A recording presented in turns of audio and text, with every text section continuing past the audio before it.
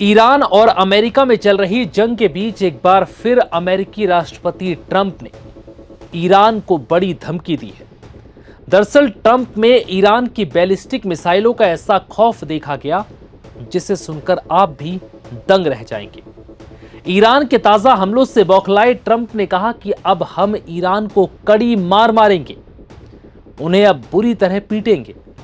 अमेरिकी राष्ट्रपति ट्रंप ने यह धमकी फॉक्स न्यूज को दिए फोन इंटरव्यू में दी। ट्रंप के शब्दों से ऐसा लग रहा था जैसे मानो कोई क्लास टीचर स्कूल के बच्चे को हड़का रहा हो। दरअसल ट्रंप ने ईरान के द्वारा जॉर्डन में अमेरिकी बेसों और सैन्य ठिकानों पर किए गए हमले पर गुस्सा जाहिर किया, क्योंकि ईरान के ताजा हमले इतने खतरनाक थे कि ट्रंप ने खुद इस बात का जिक्र किया कि आखिरी कुछ मिनटों में अमेरिकी सेना का क्या हाल था। समय बहुत कम था और ईरानी मिसाइलें तेजी से आगे बढ़ रही थीं। फॉक्स न्यूज से बातचीत में ट्रंप ने साफ किया कि अमेरिका रात के समय हुए इन हमलों का जवाब देने के लिए तैयार है। अमेरिकी राष्ट्रपति ने जॉर्डन में अमेरिकी सैनिकों को निशाना बनाए गए मिसाइल हमलों को सरप्राइज अटैक करार दिया और कहा कि सैनिकों के पास आने वाली मिसाइलों को रोकने के लिए कुछ ही मिनटों का समय बचा था। तब कहीं जाकर आनन फानन में अमेरिकी सेना इस मिसाइल से खुद को बचा पाई, जिसके बाद ट्रंप ने कहा कि अब अमेरिका ईरान के इस हमले का कड़ा जवाब देगा। हालांकि ट्रंप जहां बार बार ईरान को धमकी दे रहे हैं, तो वहीं दूसरी तरफ कूटनीतिक समाधान की तरफ भी इशारा कर रहे हैं।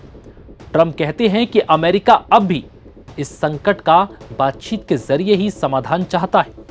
इससे पहले व्हाइट हाउस में इजरायली प्रधानमंत्री नेतन्याहू से बातचीत के दौरान उन्होंने मिसाइल हमले को सरप्राइज अटैक की कोशिश बताया और चेतावनी दी कि अगर ईरान अमेरिकी नागरिकों को निशाना बनाना जारी रखता है तो उसे गंभीर परिणाम भुगतने होंगे।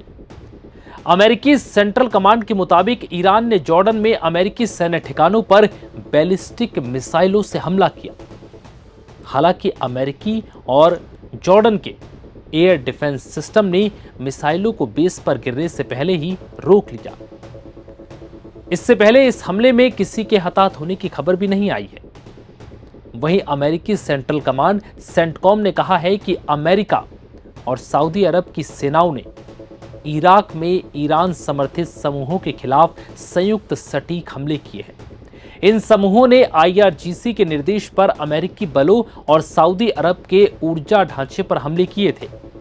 सेंटकॉम ने बताया कि अमेरिका और सऊदी अरब के लड़ाकू विमानों ने पूर्वी इराक में कई आतंकी लॉजिस्टिक और हथियार ठिकानों को निशाना बनाया है। उसके मुताबिक ये कार्रवाई पिछले 72 घंटों में IRGC के निर्देश पर किए गए 30 से अधिक ड्रोन हमलों के जवाब में की गई। वहीं इस जंग के बाद से सबसे ज्यादा प्रभावित हॉर्मुज स्ट्रेट में जहाजों की आवाजाही अब भी धीमी बनी हुई है, जबकि बाब अल मंदेब स्ट्रेट से गुजरने वाले जहाजों की संख्या बढ़ चुकी है। रॉयटर्स ने बुधवार को शुरुआती शिपिंग डेटा के हवाले से जानकारी साझा की। रिपोर्ट के मुताबिक मंगलवार को बाब अल मंदेब स्ट्रेट से 37 जहाज गुजरे, जबकि पिछले 10 में से सबसे बड़ा आंकड़ा है। वहीं केपलर के आंकड़ों के मुताबिक मंगलवार को हॉर्मुज से केवल 5 जहाज गुजरे। हालांकि अब भी ये जंग थमती नहीं दिख रही। अब ऐसा लग रहा है कि ईरान और अमेरिका के बीच जल्द ही कोई समझौता नहीं हुआ तो ये जंग और भयानक हो सकती है। फिलहाल इस रिपोर्ट में इतना ही।